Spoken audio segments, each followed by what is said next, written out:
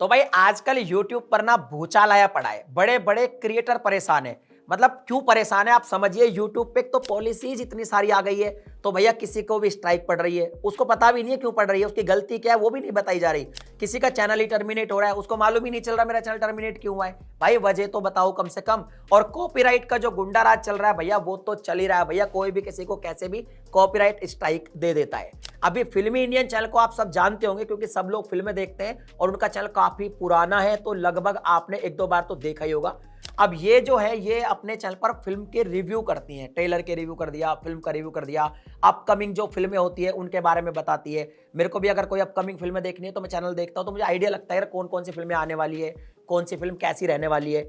Just review करती है, उसके बाद भी भाई साहब इनको आ गए 3 कॉपीराइट स्ट्राइक। अब ये चैनल बचेगा कैसे? सबसे बड़ी बात तो ये है, इसमें पॉलिसी क्या कहती है, आप बच कैसे सकते हैं, सॉल्यूशन क्या है, सबकी बात करेंगे आज की इस वीडियो में। अगर आप भी क्रिएटर है तो ये वीडियो आपके काफी काम की हो सकती है, बिकॉज ऐसी प्रॉब्लम किसी भी क्रिएटर के साथ आ सकती है। अगर ये वीडियो पसंद आए तो लाइक कर देना, चैनल को सब्सक्राइब कर देना, क्योंकि ऐसी वीडियोस मैं आपके लिए हमेशा बनाता रहता हूं। तो देखिए सबसे पहले इस केस को समझते हैं। फिल्मी इंडियन जो चैनल है, इनका जो नाम है ये दीक्षा है, और मैं इनको काफी पहले से जानता हूं, बिकॉज मैं भी इनका चैनल देखता ही हूँ, ऑलमोस्ट सबने देखा ही होगा। अब ये क्या करती है, फिल्मों का जब रिव्यू करती है तो फिल्म की कोई क्लिप नहीं दिखाती अपनी वीडियो में, जस्ट आती है और कमेंट्री करती है, रिव्यू करती है, फिल्म के बारे में बताती है, और फेस कैम वीडियोस मोस्टली इनके रहते हैं। बीच बीच में क्या करते हैं कि थोड़ा जैसे किसी फिल्म का कोई पोस्टर शो कर दिया या कोई फिल्म की इमेज शो कर दी, बस इतना ही रहता है, बाकी खुद का ओरिजिनल वीडियो होता है।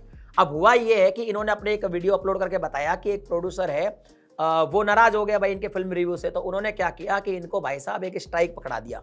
स्ट्राइक पकड़ा के ये बोला कि भैया ये इतने टाइम स्टैम्प से लेके इतने टाइम स्टैम्प तक आपने भाई साहब अपनी वीडियो में हमारी एक इमेज यूज की है, और उसका क्लेम नहीं दिया, डायरेक्ट स्ट्राइक डाल दिया, और इनका वो वीडियो जो था वो रिमूव हो गया। क्योंकि आपको पता होगा यूट्यूब की पॉलिसी क्या कहती है कि अगर आपके पास स्ट्राइक आएगा तो वीडियो टेक डाउन कर ली जाएगी, सिंपल।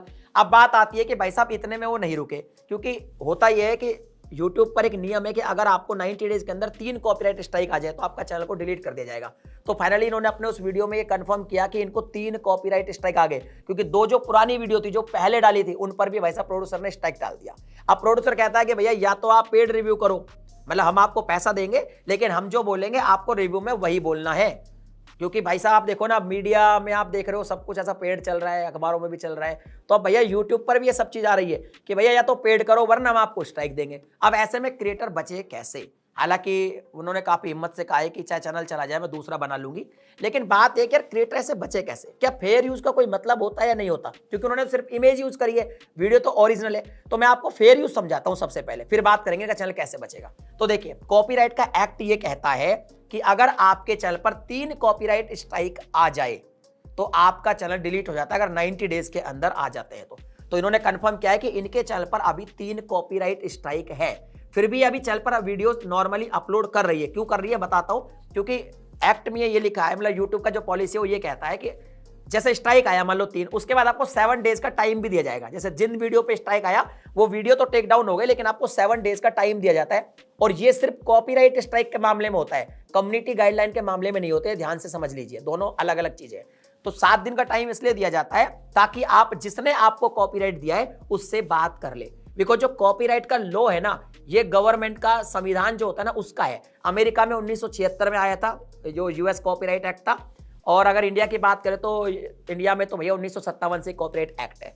तो इसलिए 7 डेज का टाइम दिया जाता है कि भाई जिसने कॉपीराइट दिया उससे बातचीत कर लो, अगर वो अपनी स्ट्राइक वापस ले लेता है तो YouTube आपकी स्ट्राइक हटा देगा, इसलिए 7 डेज का टाइम मिला है। तो अब ये चैनल चल रहा है। अब यहाँ पे बात ये, या फिर फेयर यूज में चला जाए, YouTube ये मान ले कि भाई ये जो चीज है ये फेयर यूज है। अब फेयर यूज की जो पॉलिसी है ना, ये भी मैं आपको बता दूं, जैसे मैंने आपको बताया 1976 में जो कॉपीराइट एक्ट यूएस का है, जो यूट्यूब का है, उसमें भी फेयर यूज है, उसका एक्ट है 107, और इंडिया में भी है, उसको फेयर यूज नहीं बोलते, इंडिया में बोलते हैं फेयर डीलिंग, ठीक है। दोनों सेम से काम करते हैं। दोनों का प्रोविजन एक्चुअली ये है कि अगर आपने कोई भी कंटेंट बनाया और वो कंटेंट आपका ओरिजिनल है, और आपने उसमें रिव्यू के लिए, क्रिटिसिज्म के लिए, एजुकेशन के लिए या कमेंट्री के लिए कोई छोटा मोटा कंटेंट किसी का यूज कर लिया, और जो आपने कंटेंट यूज किया है उससे उसका जो ओरिजिनल कंटेंट है उसकी वैल्यू कम नहीं होती, तो उसको फेयर यूज में माना जाएगा। लेकिन ये काफी ना ऐसा एक सब्जेक्ट है फेयर यूज का कि इसमें क्लियर कुछ नहीं है। बाद में रिव्यू जो टीम होती है या तो वो कहती है कि हाँ ये फेयर यूज है, या फिर कोर्ट डिसाइड करता है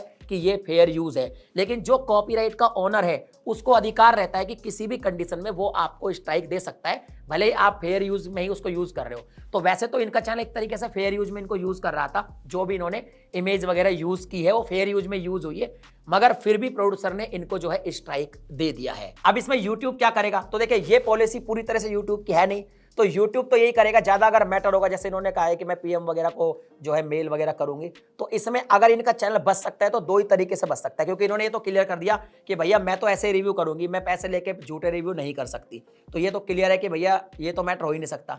अब या तो ये मैटर बड़ा हो रहा है, जैसे अब उन्होंने पीएम को चिट्ठी लिखी है, मैंने आज एक वीडियो बना दी, बहुत सारे लोग वीडियो बना रहे हैं, तो या तो प्रोड्यूसर अपनी स्ट्राइक को वापस लेगा, अगर वापस ले लेगा तब तो इनका चैनल बच जाएगा, या अगर ये मामला कोर्ट वगैरह में जाता है या किसी भी कंडीशन में इसमें कोई जजमेंट आता है और फेयर यूज में जाता है तो फिर इनका चैनल बच सकता है। मगर एक चीज क्लियर होगी कि यार जो फेयर यूज है ना, इसके चक्कर में आप अगर कुछ भी यूज कर लोगे तो ये भाई अपनी रिस्क पे करना, क्योंकि इसका कुछ ज्यादा मतलब नहीं है, बिकॉज ये बाद में ही डिसाइड होता है कि फेयर यूज है या नहीं है। पॉलिसी में लिखा हुआ है कि क्रिटिसिज्म वगैरह के लिए आप यूज कर सकते हैं, मगर फिर भी सामने वाले के पास अधिकार होता है। बहुत सारे लोग पूछते हैं ना कि सर 30 सेकंड का गाना यूज कर ले, 10 सेकंड का कर ले, किसी का इमेज यूज कर ले तो क्या स्ट्राइक नहीं आएगा? भाई आ सकता है, फेयर यूज हो भी सकता है और नहीं भी हो सकता। लेकिन एक चीज क्लियर है कि यार यूट्यूबर का ना जीना आराम हुआ पड़ा है। यूट्यूबर अब बेचारा करे तो क्या करे, मतलब अगर वो स्पॉन्सर वगैरह करे तो भी प्रॉब्लम है, आजकल कम्युनिटी गाइडलाइन स्ट्राइक आएगा। अभी सर्कमवेंशन पॉलिसी भी आ गई है, अगर एक बार चल टर्मिनेट हो गया तो भैया फिर सारे चल टर्मिनेट हो जाएंगे। और अब कॉपीराइट का मैटर तो चल ही रहा है, पहले मोहक मंगल के साथ भी एक मैटर हो चुका है, अब ये मैटर हो गया। तो यानी कि कुल मिला के जो यूट्यूबर स्वतंत्र रूप से अपनी बात यूट्यूब पे रखना चाहते हैं उनको भी अब दबाया जा रहा है। इस तरह का केस चल रहा है यूट्यूब पे। तो आप जो भी कुछ कर रहे हैं भैया सोच समझ के अपने रिस्क पर ही कंटेंट बनाए। बाकी इस मामले में आपकी क्या ओपिनियन है वो मुझे कमेंट सेक्शन में लिख के बताएं। मुझे लगता है कि ये चैनल फेयर यूज वगैरह की वजह से बच जाना चाहिए, क्योंकि सामने वाले की बहुत मेहनत है, बहुत पुराने टाइम से वो काम कर रही है और काफी बड़ा चैनल है, तो ऐसे चैनल को बचना ही चाहिए, क्योंकि यार किसी की मेहनत ऐसे जाया नहीं होनी चाहिए। हर आदमी यूट्यूब पर बहुत टाइम से काम कर रहा है, अपना कैरियर लेके बैठा हुआ है। इसको देखो क्या होता है, मैं भी 9 साल से यूट्यूब पे काम कर रहा हूँ, तो जब कोई 8-9 साल यूट्यूब पे देता है, 5-6 साल देता है, उससे अपना कैरियर समझने लगता है, तो वही उसकी रोजी रोटी हो जाती है। तो मेरे हिसाब से तो चैनल बचना चाहिए। बाकी आपकी ओपिनियन आप कमेंट में लिख देना। मैं मिलता हूँ अगली वीडियो में एक नए टॉपिक के साथ, तब तक के लिए जय हिंद।